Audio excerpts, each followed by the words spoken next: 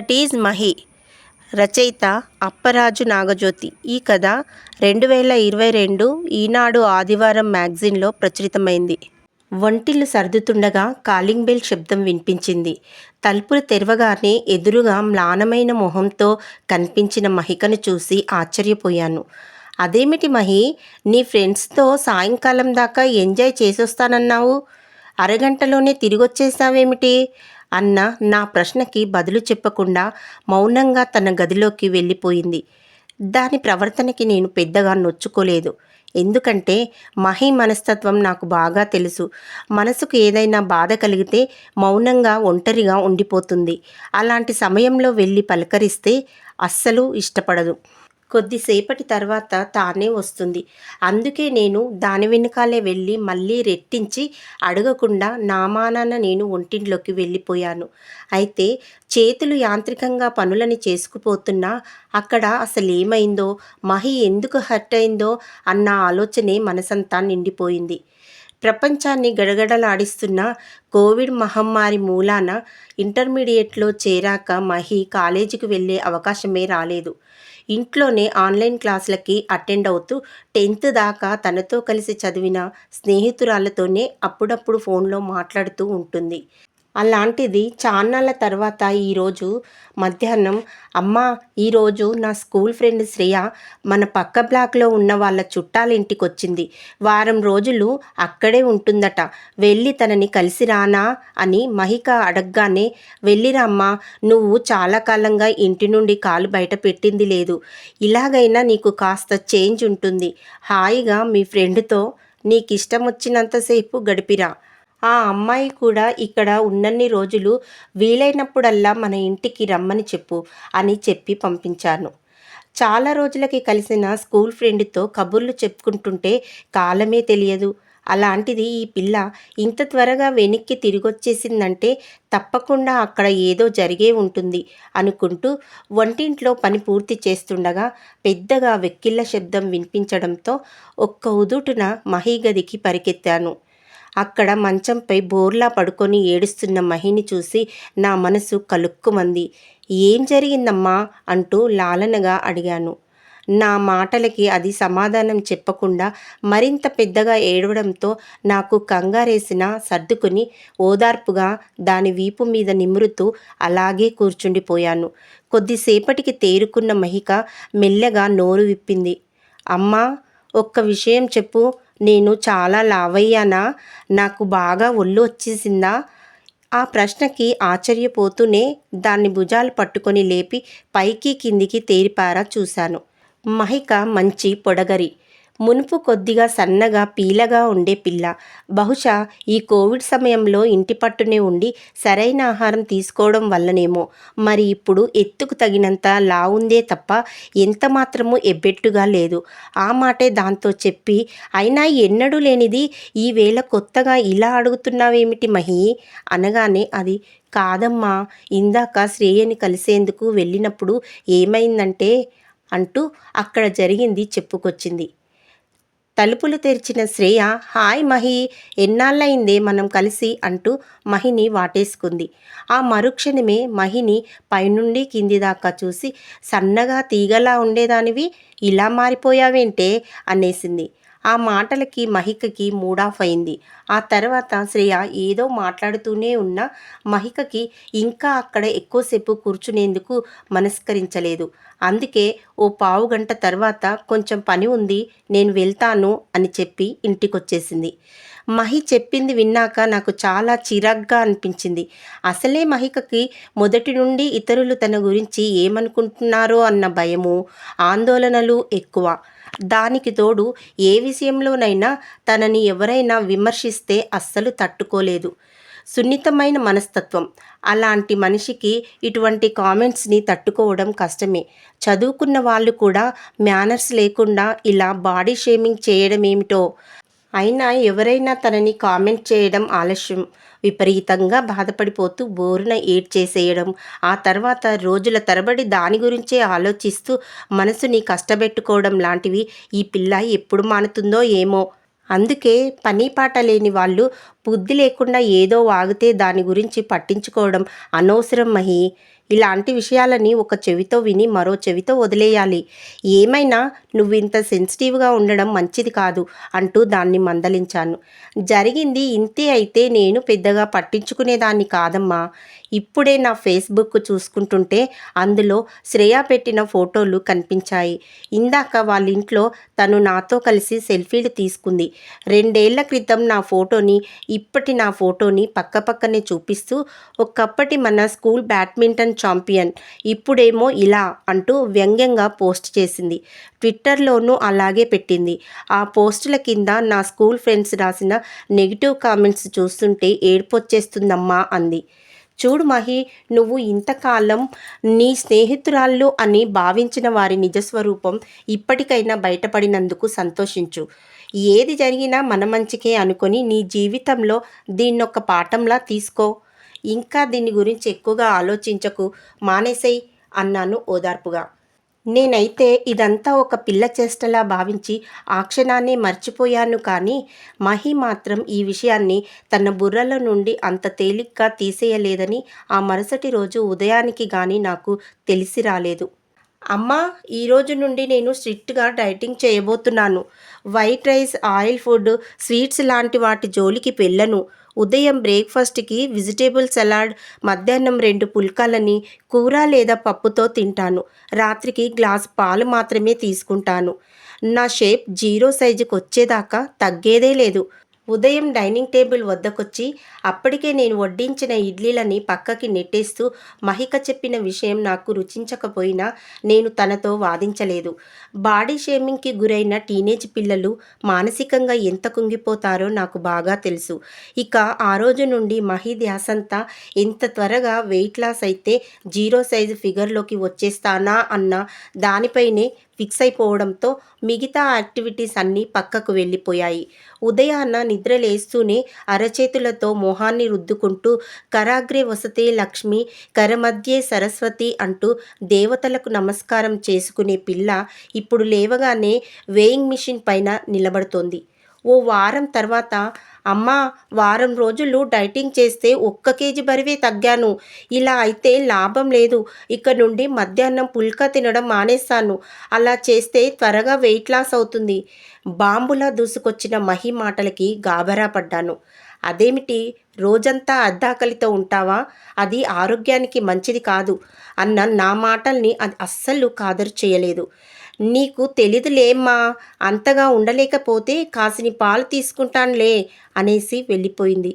ఆ తర్వాత 10 రోజులకి, అమ్మా, ఈ వీడియో చూడు. రోజంతా 2 గంటలకోమారు గ్లాసుడు నిమ్మకాయ నీళ్ళని తేనెతో కలిపి దాన్నే ఆహారంగా తీసుకుంటే కేవలం 10 రోజుల్లోనే 15 నుండి 20 కేజీల దాకా బరువు తగ్గొచ్చట. ఈ రోజు నుంచి నేను ఈ డైట్నే ఫాలో అవుతాను అన్న మాటలకి నాకు అరికాలు మంట నెత్తికొచ్చింది. నీకేమైనా మతిపోయిందా మహి? నీ హైట్కి నువ్వు ఏమాత్రం ఓవర్ వెయిట్ లేవు. ఎవరో అన్న మాటలని పట్టుకొని ఇలా అర్థం పర్థం లేని డైటింగ్లు చేస్తూ ఆరోగ్యాన్ని పాడు చేసుకోకు. ఈ ధ్యాసలో పడి నువ్వు 10 రోజుల నుండి మ్యూజిక్ ప్రాక్టీస్ చేయడం కూడా మానేశావు. ఇంతకు ముందల్లా చదివింది చాలు, ఇంక పడుకోవే అన్నా వినకుండా ఐఐటీలో సీట్ రావాలంటే చాలా కష్టపడాలి అని చెప్పి రాత్రి 12 దాకా చదువుకుని ఆ తర్వాత అరగంట సేపు మ్యూజిక్ ప్రాక్టీస్ చేసుకొని కానీ నిద్రపోయేదానివి కావు.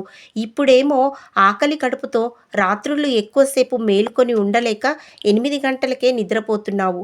ఈ వెయిట్ లాస్ పిచ్చిలో పడి చదువు, కెరీర్, హాబీలు అన్నిటినీ నాశనం చేసుకోకు అని గట్టిగా చెప్పాను. మీ అమ్మాయికి ఈసారి పరీక్షల్లో చాలా తక్కువ మార్కులు వచ్చాయి. నెక్స్ట్ ఎగ్జామ్లోనూ ఇలాగే జరిగితే స్టార్ బ్యాచ్ నుండి తీసేయవలసి వస్తుంది. ఈ విషయం మీకు ముందుగానే తెలిస్తే జాగ్రత్త పడతారని చెబుతున్నాను మేడం అంటూ ఉదయాన్నే మహి కాలేజ్ హెడ్ నుండి వచ్చిన ఫోన్. ఆ ఫోన్ కాల్ని నేను సీరియస్గా తీసుకోలేదు. ఎందుకంటే మొదటి నుండి నేను కానీ మావారు కానీ మహిపై చదువు విషయంలో అనవసరమైన ఒత్తిడిని పెట్టలేదు. ఆటలు, సంగీతంతో పాటు చదువుని తానే బ్యాలెన్స్ చేసుకుంటూ వస్తోంది. ఈ మారు దాని ధ్యాసంతా వెయిట్ లాస్ పైనే ఉండడంతో చదువుని కాస్త అశ్రద్ధ చేసినట్టుంది. మెల్లగా అదే తెలుసుకుంటుందిలే అనుకుని ఊరుకున్నాను. కానీ 1 గంట తర్వాత మహియే నా వద్దకు వచ్చింది. అమ్మా, మొన్న జరిగిన పరీక్షల్లో నాకు చాలా పెద్ద ర్యాంక్ వచ్చింది. రిజల్ట్ షీట్ని కాలేజీ వెబ్సైట్లో ఓపెన్గా పెట్టారు కాబట్టి ఈ విషయం ఈపాటికి కాలేజీలో అందరికీ తెలిసిపోయి ఉంటుంది. ఇప్పుడు వాళ్ళంతా నా బరువు గురించే కాకుండా నా మార్కుల గురించి కూడా కామెంట్ చేస్తూ నవ్వుకుంటారు కదమ్మా. ఫేస్బుక్ కానీ ట్విట్టర్ కానీ ఓపెన్ చేయాలంటేనే భయంగా ఉందమ్మా.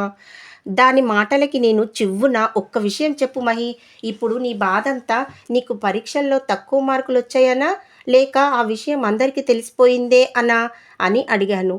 నా ప్రశ్నకి సమాధానం చెప్పేందుకు మహి ఒక్క క్షణం తడబడింది.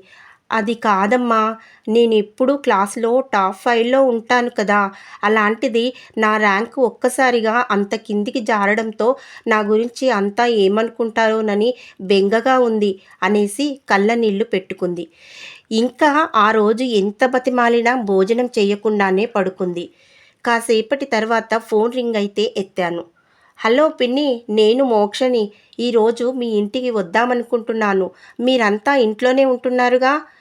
ఇంట్లోనే ఉంటా మోక్ష, చాలా రోజులైంది నిన్ను చూసి. 2 రోజులు ఇక్కడే ఉండేట్లుగా రా అన్నాను. మరోసారి వచ్చినప్పుడు ఉంటానులే పిన్ని, ఇంకో గంటలో మీ ఇంట్లో ఉంటాను అని చెప్పి ఫోన్ పెట్టేసింది. మోక్ష మా అక్కయ్య కూతురు, ఎంఎస్సి న్యూట్రిషన్ చదువుతోంది. గలగలా మాట్లాడుతుంది. అదంటే మహికకి చాలా ఇష్టం. చాన్నాళ్లుగా డల్గా ఉంటున్న మహికలో మోక్ష రాక ఏమైనా కొత్త హుషారును తెస్తుందేమోనన్న చిరు ఆశ నాలో కొండంత ఉత్సాహాన్ని నింపింది. చెప్పినట్టుగానే గంటలో మోక్ష వచ్చింది. తనతో మరో అమ్మాయిని కూడా తీసుకొచ్చింది. పిన్ని, ఈ అమ్మాయి నా ఫ్రెండ్ ప్రజ్ఞ. తను జేఈఈలో ఆల్ ఇండియా టాపర్. ఐఐటి ముంబైలో కంప్యూటర్ ఇంజనీరింగ్ ఫైనల్ ఇయర్లో ఉంది. మన మహి కూడా జేఈఈకి ప్రిపేర్ అవుతోంది కదా, ఆ ఎగ్జామ్లో ప్రిపరేషన్కి సంబంధించిన టిప్స్ ఇస్తుందని ప్రజ్ఞని నాతో పాటు తీసుకొచ్చాను అన్నట్టు మహి ఏది పిన్ని అంటుంటే అప్పుడే హాల్లోకొచ్చింది మహిక. దాన్ని చూస్తూనే సోఫా నుంచి లేసొచ్చి హాయ్ మహి అంటూ వాటేసుకుంది మోక్ష. ఆ తర్వాత మహి తను నా ఫ్రెండ్ ప్రజ్ఞ. 7th దాకా మేమిద్దరం ఒకే స్కూల్లో చదువుకున్నాం. తను జేఈఈ 5th ర్యాంకర్ అంటూ పరిచయం చేయగానే ప్రజ్ఞ వైపు ఆరాధనగా చూసింది మహిక. అందరూ అనుకున్నట్లుగా ఐఐటీలో సీటు రావడం మరీ అంత కష్టమైన పనేమీ కాదు మహిక. కాకపోతే చాలా డిసిప్లిన్డ్గా ఇంటర్లో చేరినప్పటి నుండి రోజుకు కనీసం 4-5 గంటలు శ్రద్ధగా చదవాలి. 2 గంటలు బోర్డు సిలబస్ చదివి సబ్జెక్ట్ బాగా అర్థం చేసుకున్న తర్వాత మరో 2 గంటలు జేఈఈ ఓరియంటేషన్లో చదవాలి. ప్రతి వారం రెగ్యులర్గా జేఈఈ మాక్ టెస్టులు రాస్తూ పోవాలి. అలా 2 ఏళ్ల పాటు చేస్తే ఐఐటీలో సీటు రావడం ఖాయం. అయితే ఒక్క విషయం మహిక, వారం వారం పరీక్షలు రాసిన వెంటనే మన ర్యాంకుని వేరే వాళ్ళ ర్యాంకుతో పోల్చుకోవడం లాంటి తెలివి తక్కువ పనులు మాత్రం చేయొద్దు. ఎందుకంటే మన ర్యాంకు పెద్దదైతే అప్పుడు మన ఆత్మవిశ్వాసం దెబ్బతింటుంది, మెంటల్ స్ట్రెస్ పెరుగుతుంది. దాని ప్రభావం ఆ తర్వాత రాసే పరీక్షపై పడి అందులో ర్యాంక్ మరింత తగ్గిపోయే అవకాశం ఉంది. కాబట్టి వేరే వాళ్ళతో పోల్చుకోవడం లాంటివి చేయకుండా పరీక్షల్లో మనం చేసిన తప్పుల్ని సరిదిద్దుకొని ఆ తర్వాత వారం రాసే పరీక్షల్లో ఎక్కువ మార్కులు స్కోర్ చేసేటట్టుగా చూసుకోవాలి.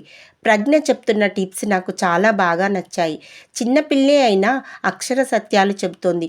ముఖ్యంగా వేరే వాళ్ళతో పోల్చుకోకూడదు అన్న మాట కేవలం పరీక్షలకి ర్యాంకులకే కాకుండా జీవితంలో ప్రతి విషయానికి వర్తిస్తుంది. అంతలో అకస్మాత్తుగా మహికకి ఏం తోచిందో కానీ, ప్రజ్ఞ, ఐఐటీలోనూ ర్యాగింగ్లు జరుగుతాయా? మీ సీనియర్స్ మిమ్మల్ని ర్యాగింగ్ చేశారా అని అడిగింది. మా కాలేజీలో ర్యాగింగ్ అంటూ పెద్దగా జరగలేదు కానీ చేరిన మొదట్లో హాస్టల్లో కొన్ని రోజుల పాటు మాత్రం సీనియర్స్ వాళ్ళు శాడిజం బాగానే చూపించుకున్నారు. ముఖ్యంగా నాలాగా నల్లగా బొద్దుగా ఉండే వాళ్ళని ర్యాగింగ్ పేరిట బాడీ షేమింగ్ చేసి వాళ్ళ సరదాకి చక్కగా తీర్చుకున్నారు. లైఫ్లో అవన్నీ తప్పవు కదా అంటూ సింపుల్గా ప్రజ్ఞ చెప్పిన దానికి మహిక చాలా ఆశ్చర్యపోయింది. అదేమిటి ప్రజ్ఞ, వాళ్ళు మిమ్మల్ని బాడీ షేమింగ్ చేస్తే దాన్ని ఇంత ఈజీగా ఎలా తీసుకోగలుగుతున్నారు? ఇలాంటివన్నీ నాకు స్కూల్ డేస్ నుండి అలవాటైపోయింది మహిక. అప్పట్లో ఎవరైనా నన్ను తారు డ్రమ్ము, సిలిండర్ అంటూ వెక్కిరించినప్పుడు ఇంటికొచ్చి బాగా ఏడ్చేదాన్ని. అది చూసి మా నాన్నగారు ఒకరోజు నాతో ఒక మాట చెప్పారు. చూడమ్మా, నల్లగా ఉండడం, లావుగా ఉండడం లేదా పొట్టిగా ఉండడం ఇవేవీ లోపాలు కావు. ఎదుటి వ్యక్తిలోని సుగుణాలన్నింటినీ పక్కకు తోసేసి కేవలం రంగు, రూపు, ఆకారాల్లో వికారాలను వెతుక్కొని హేళన చేయడం అన్నది మనుషుల్లోని కుసంస్కారానికి నిదర్శనం. అలాంటి వాళ్ళ మాటలని పట్టించుకుంటే నువ్వు జీవితంలో పైకి రాలేవు.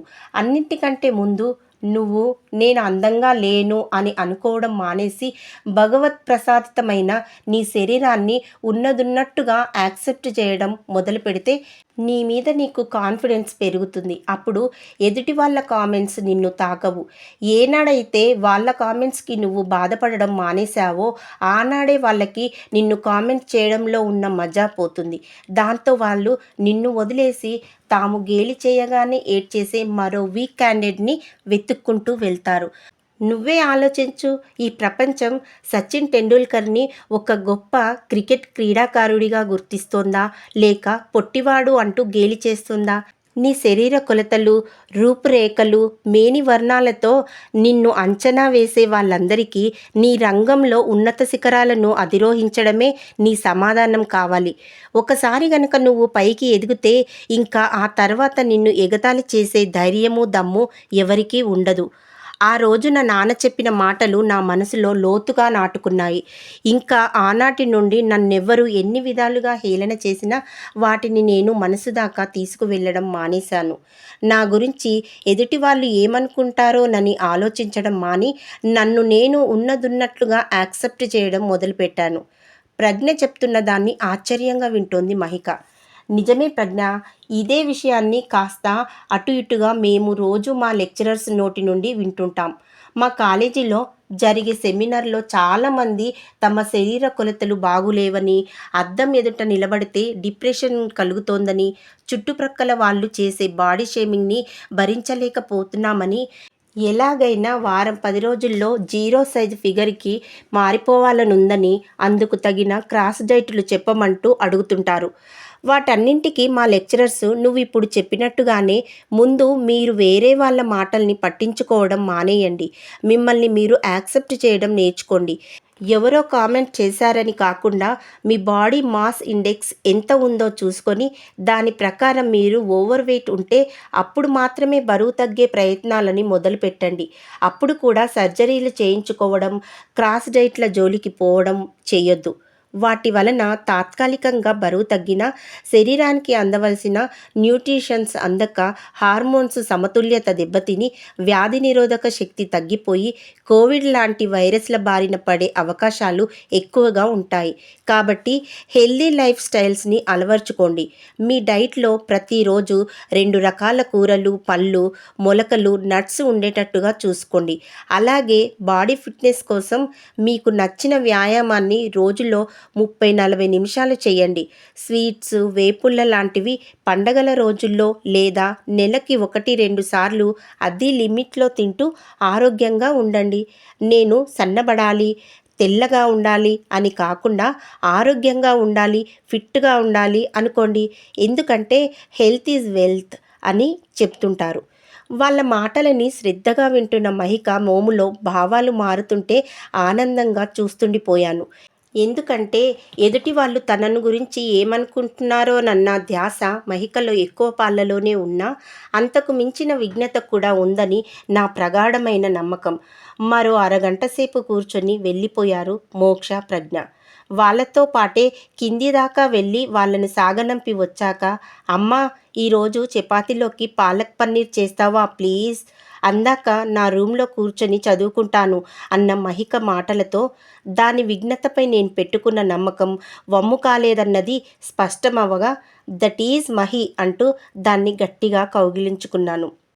ఇంతటితో ఈ కథ సమాప్తం. ఈ కథ నచ్చినట్లయితే please do like, share and subscribe.